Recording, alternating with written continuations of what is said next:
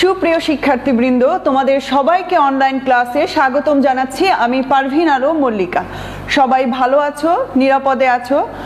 আজকে আমি আলোচনা করব দশম শ্রেণীর প্রথম পত্রের সিলেবাস নিয়ে। নির্ধারিত কোনো বিষয়ের উপর আলোচনা নয়, তোমাদের প্রাক নির্বাচনী পরীক্ষার ওপর যেই সিলেবাসটা ফেসবুক পেজে আমাদের অনলাইনে দেয়া আছে সেটার উপর সার্বিক একটা আলোচনা করব। তোমরা কিভাবে পড়বে বা কিভাবে লিখবে সেটার উপরে।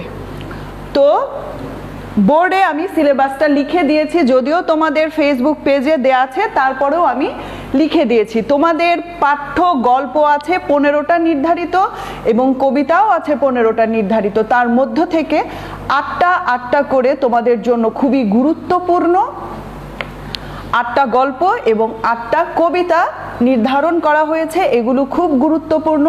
এসএসসি পরীক্ষায় সৃজনশীলে আসার মতো অবশ্যই। আর বহু নির্বাচনী নিয়ে তো বলার অপেক্ষা রাখে না, সেখানে তো তোমাদের পাঠ্য গল্প অথবা কবিতা যে কোনোটা থেকে প্রশ্ন আসতে পারে। সুতরাং এইগুলো খুব গুরুত্বের সহকারে আমাদেরকে পড়তে হবে। এই যে গদ্য অংশে তোমাদের 8টা নির্ধারিত বিষয় আছে, এর মধ্য থেকে তোমাদের প্রবন্ধ আছে 1টি, 2টি, 3টি, 4টি প্রবন্ধ, একটি আত্মজীবনীমূলক বা দিনলিপি টাইপ লেখা, আর বাকিগুলো হচ্ছে গল্প। সৃজনশীলের জন্য তোমরা অবশ্যই গদ্যাংশগুলো খুব ভালো করে পড়বে এবং পরীক্ষায় গদ্যাংশ থেকে সৃজনশীল প্রশ্ন, জ্ঞান, অনুধাবন অথবা প্রয়োগ বোঝার সুবিধা হয়, এই কারণে গদ্যাংশ দিলে ভালো হয়। তবে তোমাদের প্রবন্ধগুলো কিন্তু প্রস্তুতি অবশ্যই নিতে হবে, কারণ বহু নির্বাচনী আছে, আর বহু নির্বাচনী প্রশ্ন তো সবগুলো বিষয় থেকেই হতে পারে, প্রবন্ধ থেকেও হতে পারে, ওখানে প্রয়োগ এবং উচ্চতর দক্ষতা থাকবে।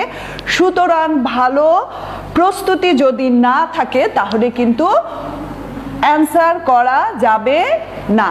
এইখানে তোমাদের সৃজনশীল অংশে প্রশ্ন থাকবে মোট 4টি।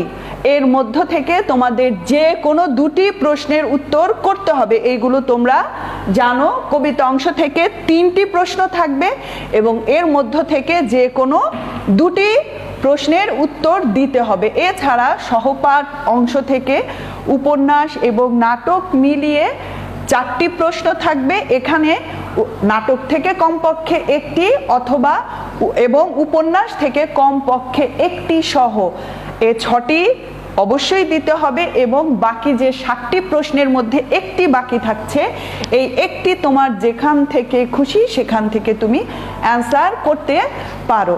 তবে আমি যখন ক্লাসে পড়াই তখন আমি আমার মেয়েদেরকে বলি যে সহপাঠ অংশ থেকে 3টা প্রশ্ন সৃজনশীল 3টা প্রশ্নের উত্তর দেবার জন্য, কারণ সহপাঠ অংশের উদ্দীপকগুলো সোজা হয়, সহজেই তোমরা লিখতে পারবে। তো ছেলেমেয়েরা তোমরাও চেষ্টা করবে, এখান থেকে 3টা প্রশ্ন দেবে, আর গদ্য থেকে তো তোমাদের 2টা প্রশ্ন দিতেই হবে এবং কবিতা থেকেও তো তোমাদের 2টা প্রশ্ন দিতেই হবে। এই মোট 7টি প্রশ্ন। আর বহু নির্বাচনী অংশে তোমাদের প্রশ্ন থাকবে হচ্ছে গদ্যাংশ থেকে থাকবে 12টি, কবিতা থেকে থাকবে 12টি, আর বাকি 6টি প্রশ্ন থাকবে সহপাঠ অংশ থেকে। এই হচ্ছে এইভাবে তোমাদেরকে মানে প্রশ্নগুলো এভাবেই আসবে আর এইভাবেই উত্তর করতে হবে। তোমাদের সিলেবাস কিন্তু অনেক কমিয়ে দেয়া হয়েছে, সুতরাং এইগুলো কেউ বাদ দিবে না। বাসায় আছো, তোমাদের এখন তেমন একটা প্রেশার নেই, বাসায় অনেক সময় পাচ্ছ, বাসায় বসে কিন্তু এই প্রশ্নগুলো তোমরা ভালো করে পড়বে যেন খুব ভালো করে অ্যান্সার করতে পারো। প্রয়োগ, জ্ঞান, অনুধাবন, প্রয়োগ ও উচ্চতর দক্ষতার জন্য অবশ্যই তোমাদেরকে গল্পের লেখক পরিচিতিটা জ্ঞানের জন্য তোমাদের পড়তে হবে। গল্প এবং কবিতা এটা অনুধাবন, প্রয়োগ, উচ্চতর দক্ষতা জন্য ভালো করে পড়তে হবে। গল্পের ভেতর থেকে তোমাদের কোনো প্যারা ভিত্তিক করে পড়বে, কোনো একটা প্যারার মধ্যে হয়তো কোনো একটা গল্প কবিতার কোনো চরিত্র অথবা কোনো ঘটনার নির্ধারণ করে তোমাদের প্রশ্ন আসতে পারে। এবং অবশ্যই সবাই পাঠ পরিচিতি অংশটা খুব ভালো করে পড়বে, প্রায় মুখস্থের পর্যায়ে নিয়ে যাবে, কারণ ওখানে পাঠ্য গল্প অথবা কবিতাটা তোমাদের কোন বই কোন গ্রন্থ থেকে নেওয়া হয়েছে সেটার থেকে সেই প্রশ্ন থাকে।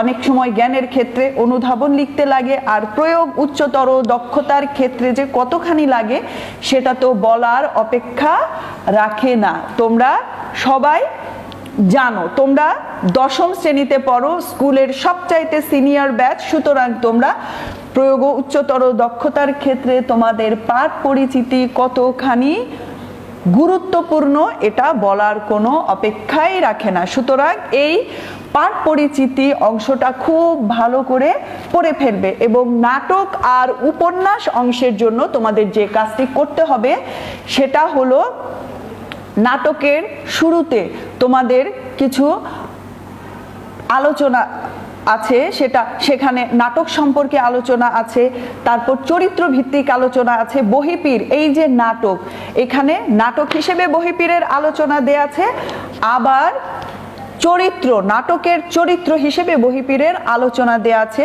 তাহেরা, এই চরিত্রটার আলোচনা করা আছে, হাতেম আলী, হাশেম আলী, এরকম করে চরিত্র ভিত্তিক কিন্তু বেশ আলোচনা দেয়া আছে। ওই অংশটাও খুবই ভালো করে পড়বে, এতে করে তোমাদের সৃজনশীলে লিখতে সুবিধা তো হবে এবং জ্ঞান ও অনুধাবনও তোমরা ভালো করে অ্যান্সার করতে পারবে। এবং কাকতাড়ুয়া উপন্যাসের আগে পরিচিতিমূলক যে অংশগুলো আছে, উপন্যাস সম্পর্কে আলোচনা আছে, উপন্যাস কাকে বলে, উপন্যাসের কাঠামো কিরকম হতে পারে, বিভিন্ন শ্রেণীর উপন্যাস, এইগুলো, তারপর কাকতাড়ু উপন্যাসের সার্বিক একটা আলোচনা দেয়া আছে, সেই অংশটাও তোমরা খুব ভালো করে পড়বে, সৃজনশীলের জন্য খুব গুরুত্বপূর্ণ, তাহলেই তোমরা পারবে। আর কোন অংশগুলো তোমাদের পড়তে হবে, ক্লাসে তোমাদের শিক্ষক যখন তোমাদেরকে পড়িয়েছেন তখন কিন্তু তারা তোমাদেরকে বলে দিয়েছেন, দাগিয়ে দিয়েছেন, সুতরাং তোমরা জানো, তোমাদের কোনো সমস্যা হওয়ার কথা না, কারণ তোমরা নবম শ্রেণীতে অলরেডি এই প্রতিটা বিষয় ক্লাসে পড়েছো। এর মধ্যে কিছু কিছু অংশ তোমাদের অনলাইনেও ক্লাস হয়েছে, সুতরাং তোমাদের কাছে বিষয়গুলো নতুন নয় এবং খুব কষ্ট হবারও কথা না। এই হচ্ছে তোমরা কিভাবে পড়বে সেই সম্পর্কে আমি তোমাদেরকে বললাম। এইবার তোমরা খাতায় কিভাবে লিখবে, খাতায় লেখার অংশটা কিন্তু খুবই গুরুত্বপূর্ণ তোমাদের জন্য। খাতায় প্রেজেন্টেশনটা খুব দরকার। তোমরা এসএসসি পরীক্ষা দেবে এবং তোমাদের A+ পেতে গেলে আমি যেভাবে বলছি এইভাবে যদি প্যারাটাকে সাজানোর চেষ্টা করো তাহলে তোমাদের কাঙ্ক্ষিত A+ কিন্তু চলে আসবে। যদি ঠিকমতো পড়াশোনা করো আর দিক নির্দেশনামূলক কথাগুলো শোনো তাহলেই চলে আসবে।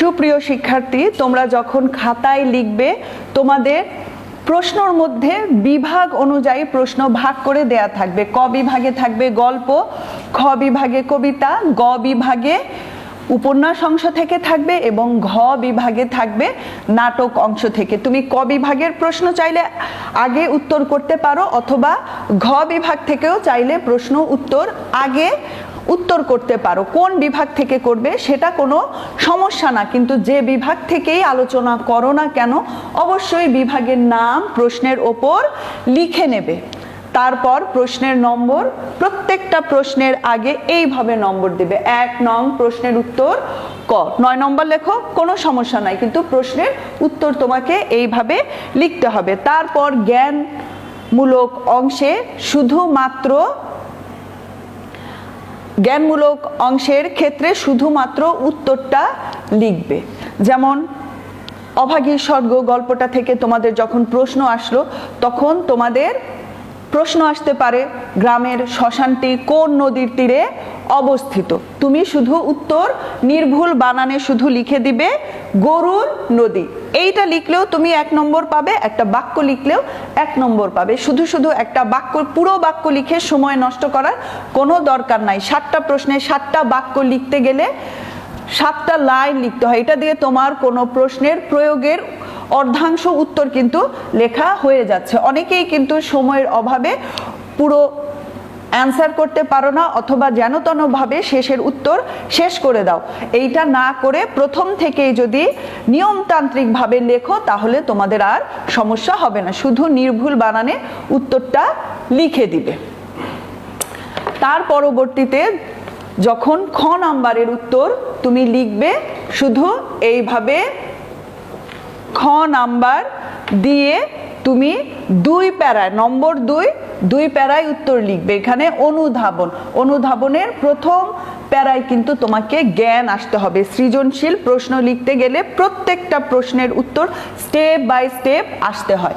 সুতরাং প্রথম প্যারায় তোমার জ্ঞান থাকবে। যেমন আমি যদি বলি অভাগীর জীবননাট্য শেষ হইয়া আসিল, এখানে জীবননাট্যের শেষ বলতে কি বোঝানো হচ্ছে, তাহলে তুমি লিখে দেবে যে অভাগীর মৃত্যু বা জীবন অবসানের কথা বলা হয়েছে।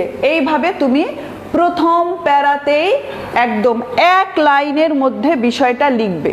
প্রশ্নটা যেভাবেই আসুক প্রথম প্যারায় জ্ঞান লিখবে। এই প্রথম প্যারাটা ঠিক মতো লেখার জন্যই তুমি নম্বর 1 পেয়ে যাচ্ছ।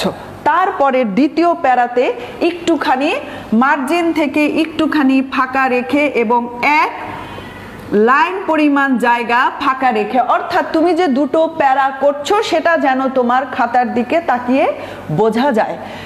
সুন্দর করে 2 প্যারার মধ্যে তুমি লিখে ফেলবে। এখানে তোমার নম্বর হচ্ছে 2 নম্বর, সুতরাং 5 লাইনের বেশি তোমার লেখার কোনোই দরকার নাই।